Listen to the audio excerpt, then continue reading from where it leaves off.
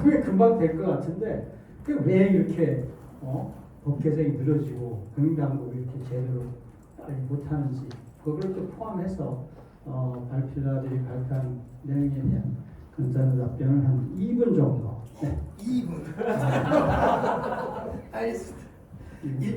일단 그 말씀들을 몇 번 주시면서 7조 1항의 단서 조항을 개정하는 거가 상당히 좀 어려운 얘기 아니냐라는 얘기를 주시는데 저는 굉장히 그 위험한 생각이다라는 생각을 갖고 있습니다. 왜냐하면 지금 우리가 지금 토큰주권을 가면서 그 동안에는 아까 제가 뭐 시간이 없어서 그냥 빨리 넘어갔는데 투자계약증권을 거기에 빠진 이유 중에 하나가 아까 정확한 이해봉세대는 지적하신 것처럼 유통성이 아예 전제되지 않았던 상품이에요. 근데 토큰화이즈가 돼버리면 유통성이 전지하에서 지금 토큰화이즈를 하겠다는 거잖아요. 예를 들면은 빌딩을 가지고 있는 사람이 빌딩을 내가 토큰화이즈 해가지고 투자계약증권 형태로 발행을 해버려요. 그러면 그게 그냥 그 회사가 예를 들면은 채권을 발행하거나 주식을 발행할 때는 그 회사의 리스크를 보고 투자를 하는 거죠. 사람들이 그 회사가 돈을 맡길 거냐 아닐 거를 결정을 하는 거죠. 근데 그렇게 되는 순간 뭐가 되냐면 빌딩만이 보이는 거죠. 근데 그걸 운영하는 주체가 도덕성이 없거나 예를 들면 여러 가지 이유로 문제가 될 수가 있는 거죠. 따라서 그런 것들이 만약에 쓰레기가 한번 나오기 시작하면 토큰증권의 시대가 지금 앞으로 아까도 말씀드린 것처럼 토큰화이즈 리얼월드 어셋을 지금 토큰화이즈 하는 게 지금 완전히 어떻게 보면 그거는 미래거든요. 그냥 가야만 되는 길에 우리가 초기에 많이 바뀌면 지금 사모펀드 완전히 죽은 것처럼 ST도 발전을 하기 전에 죽어버린단 말이에요. 오히려 쓰레기가 한번 나오는 유통시장을 어떻게 할 거냐가 중요한 게 아니라 쓰레기가 나오지 않게 발행 규제를 하는 게 저는 더 중요하다고 봅니다.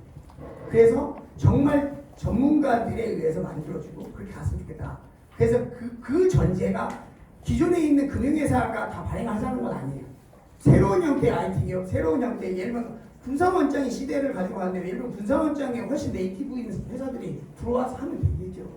다만 발행업 규제를 통해서 그런 형태의 투자 매매업으로 들어와서 규제 감독 당국으로 들여다볼 수 있는 기관이 돼야 된다는 거죠. 그래야만 상품이 된다. 왜냐하면 우리가 지금 생각하고 있는 염두에 두고 있는 것은 크게 보면 수익증권과 투자계약증권 두 가지 형태, 두 가가 다 똑같이 만들 수 있어요. 근데 수익증권을 만들면 무조건 증권사 통해서 발행되거든요. 왜? 신탁업 라이센스가 있어야지 수익증권을 발행할 수 있으니까. 근데 투자계약증권은 거기에 해당되지 않고 7조 1항 다세에 빠지면 얼마든지 우회할 수 있는 수단이 존재하면 누가 수익증권을 하려고 하겠어요? 그죠? 따라서 이런 규제사각지대를 만들면 안 된다. 다만 제가 원하는 거는 기술의 진보에 따라서 규제는 바꿔야 됩니다. 규제를 완화하자는 게 아니라 규제가 변화해야 되는 거죠. 그러니까 명의는 팔의 마비가 오면 명의는 여기에 침 한 방 딱 놔서 팔의 마비를 푸는 거예요. 그게 규제죠. 근데 능력이 없으면 어떻게 하냐면 팔의 마비를 풀기 위해서 침을 10방을 넣는 거죠. 그러면 팔의 마비는 풀리죠. 근데 어떤 일이 생기죠? 다리의 마비가 오죠. 그런 무능한 규제가 돼서는 안 된다는 거죠. 그래서 정확하게 지금 현재 현상에서 필요한 규제를 해서 이 산업을 발전시키는 길이 어떤 거냐라고 하는 측면에서 금융혁신을 법제화하는 것과 함께 마켓 인티그리티를 어떻게 균형을 이루느냐라고 하는 거에 관점에서 우리가 규제를 바라보고 이 시장을 만들어놨으면 좋겠다라는 말씀을 드리고 싶습니다. 제가 질문한 거 왜 대답을 안 했어요? 2분밖에 안 주셨어요. 나중에 식사하면서 얘기하겠습니다. 1분 다 주니까 지금 이제 지금 굉장히 좋은 질문 주셨는데 결국은 저는 그러거든요. 모르면 위험하다고 볼 수밖에 없어요. 내가 모르는 거를 법제도하고 규제를 만드는 거는 굉장히 어렵습니다. 모르면 안 하면 되는 거죠. 안 하면 안 위험한 거예요. 그죠? 근데 내가 내가 어떤 걸 만드는 행위가 내가 그거에 대해서 충분한 나얼리지가 없을 때 만드는 게 굉장히 불편한 거죠. 우리가 어떤 일을 했냐면 지난번에 라임 옵티머스 딱 터지자마자 사모제도 완화한 사람들이 마치 범죄자인 것처럼 그들 때문에 이게 문제가 된 것처럼 이걸 했거든요. 완전히 원인을 잘못 분석한 거거든요. 사모제도와 예를 들면 투자자 보호 이게 그런 예를 들면 미국은 그러면 그런 문제 안 생기냐? 안 생기고 잘 가잖아요. 그러니까 사모제도의 규제를 완화했기 때문에 라임 옵티머스가 생긴 거 아니에요. 뭐 그거에 대해서 너무 길게 얘기하다 보면 시간이 많으니까 그건 제 논문 참고하도록 하시고 근본적으로 내용을 정확하게 전문가 집단에 의해서 우리가 예를 들어 일본 같은 경우는 법을 하나 만들기 위해서 다양한 워킹 그룹들이 활동을 하잖아요. 전문가들이 모여서. 그런 노력을 통해서 정말 이것들이 지혜를 모아야 됩니다. 왜냐하면 기술의 진보에 따라서 규제가 변화해야 되는데 기술의 진보에 대한 상황을 모르면 인지하지 못하면 규제를 만들기가 부담스러운 거죠. 그래서 그런 워킹 그룹들이 좀 활발하게 활동이 되고 그럼으로써 규제가 제대로 아까 말씀드린 것처럼 정말로 올바른 곳에 적합한 규제들이 도입됐으면 하는 바람이 있습니다. 윤 원장님께서 질문이 있으시다고 해서 간단히 이걸로 잠깐 해주시죠. 이지은 대표님, 제가 이 이슈를 이렇게 쭉 보면서 굉장히 궁금했던 것 중에 하나가 뭐냐면 부산 관련된 얘기인데요. 거기 이제 얼마 전서부터 블록체인 쪽으로 이렇게 해가지고 열심히 준비를 하시는 걸로 알고 있고, 그다음에 이제 또 우리가 잘 아는 것 중에 여의도는 자산운용 쪽으로 특화하는 걸 잘 알고 있잖아요. 근데 자산운용은 연금 문제도 있고 한국 사회가 어느 정도 이제 선진화되어 있는 상황이고 그러니까 자산 관리 이런 게 굉장히 중요해지는 그런 상황에서 적절하다 이렇게 보이는데 금융의 또 다른 하나의 축이 뭐냐면 기업금융인데 그럼 이건 누가 보지? 그런데 보니까 부산에서 약간 그거를 건드리시더라고요. 근데 문제는 뭐냐면 부산이 너무 여러 가지를 많이 하려고 하는 것 같아요.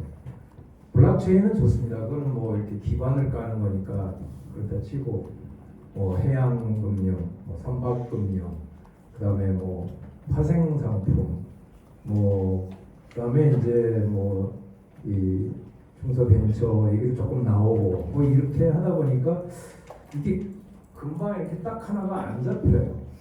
근데 사실 굳이 우리나라에서 기업금융 쪽으로 어차피 대기업은 거의 해당 사항이 없다고 봐도 되니까 중소기업이고 그 아래 벤처로 내려가야 되는데 그걸 한다 그러면 서울이 아니면 그 다음에 부산 쪽 되는 거거든요.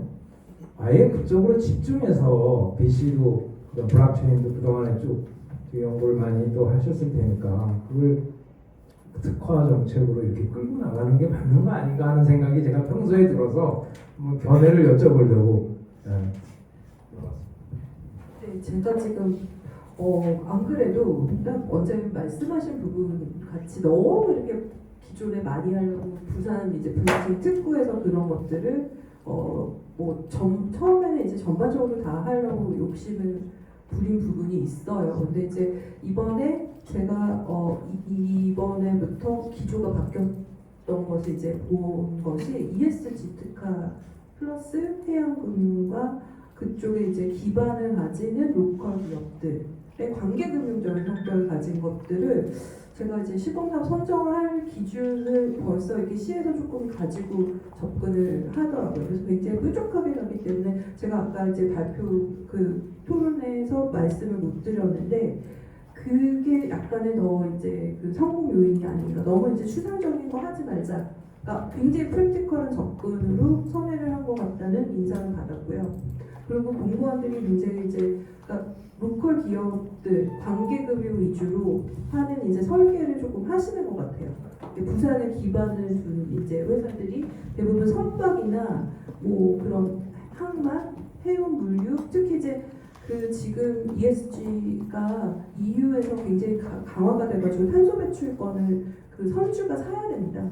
그래서 선주가 이제 탄소 배출권을 무조건 이제 선적하기 전에 EU로 가는 수화물에 대해서 그런 것들을 이제 블록체인으로 탄소 배출권 이제 그간에는 이제 P2P 거래를 약간 했던 이제 온라인 플랫폼을 싱가포르에 있는 이제 이번에 마리나 체인이라는 그 기업이 역슬립을 했습니다. 그래서 이제 한국하고 싱가포르 인력들이 같이 하는 약간 이런 스타트업도 재유치를 해서 부산시도 약간 그런 것들을 포커싱해서 보고 있는 것 같습니다. 네, 잘 알겠습니다. 그러면 마지막으로 임 교수님, 임 교수 딱 2분입니다. 느끼시면 안 되고 지금 제일 중요한 게 말씀하신 게 좋은 데이터, 양질의 데이터였잖아요. 근데 우리 실질 법제적으로는 감염정보 또 익명정보 다 활용할 수 있도록 돼 있고 그래서 잘 돼 있는 것 같은데 왜 이렇게 양질의 데이터가 아니라고 보시는지 포함해서 딱 이분네.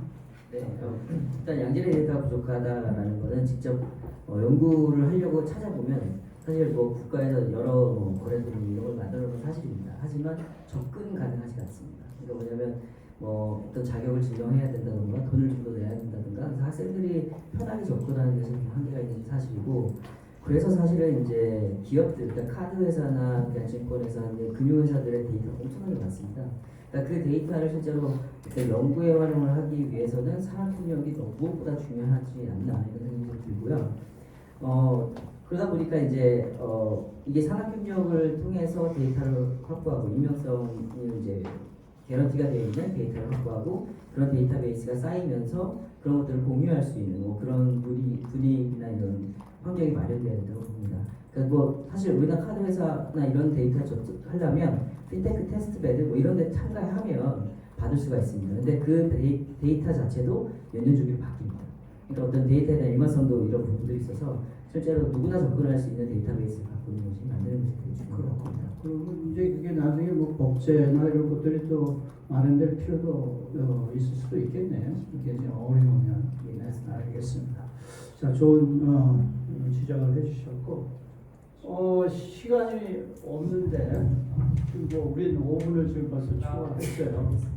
그러면 딱 20초 될 테니까 딱 한번 얘기해 주세요. 그래도 손을 들으셨으니까. 그 말씀 잘 들었습니다. 저는 서울경제진흥원에 재직 중인 서현식이라고 합니다. 저는 이 디지털 금융에 대한 발전 방향 관련해서 이제 법률적으로 하는 측면도 있지만 기술적인 측면으로 좀 생각을 하고 그 기술을 일으키고 그 기술을 발전시키고 혁신시키는 주체는 또 이제 중소기업이고 그 중소기업을 어떻게 하면 지원을 잘 해줄 수 있을까 그런 거를 고민을 하는 게 이제 서울경제진흥원의 역할인데요. 그러다 보니까 이제 말씀 중에 뭐 이제 데이터에 대한 접근, 뭐 양질의 데이터 이슈 측면에서 뭐 중소기업이 어떻게 어떤 기술을 좀 발전을 시키고 개발을 해야지 이 디지털 금융 산업의 발전에 기여를 할 수 있고 이 디지털 생태계에 어떻게 좀 기여를 해줄 수 있을까? 그리고 학교에서 이를테면 뭐 파이낸스 금융을 전공하는 대학원생들이나 요즘 대학생 친구들은 과연 그 친구들은 이 파이낸스에 창업에 관심이 있냐에 어떤 기술을 뭐 예를 들면 관심이 있는 건지 뭐 어떠한 고민을 하고 있는 건지 물론 뭐 사람마다 또 다르겠지만 이게 혹시 뭐 네, 방금 말씀하신 부분 그 핀테크 테스트베드 쪽이거든요. 테스트베드에 참가하게 되면은 국내 다양한 데이터들, 금융 데이터 이제 실제 접속은 가능합니다. 근데 이제 그 테스트베드가 끝나고 나면 접속이 안 돼요. 그러니까 이제 어떤 지속적인 어떤 연구를 계속 업그레이드하거나 뭐 그런 데 있어서 상당히 좀 한계가 있는 그런 상황이죠.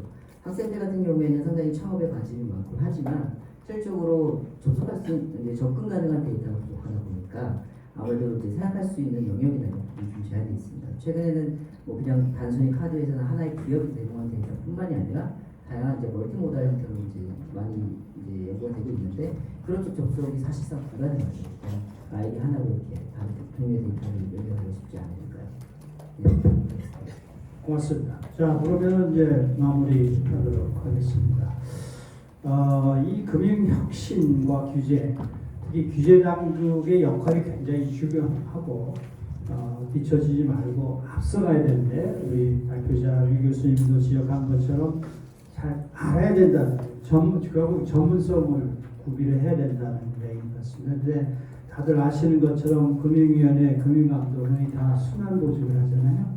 1년 있다가 다른 데로 가는데 과연 전문성을 갖출 수 있겠습니까?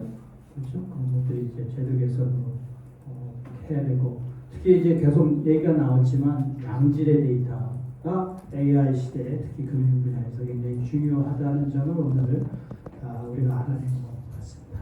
자, 그러면 마치도록 하겠습니다. 우리 발표와 또 토론을 해주신 모든 분들에게 박수를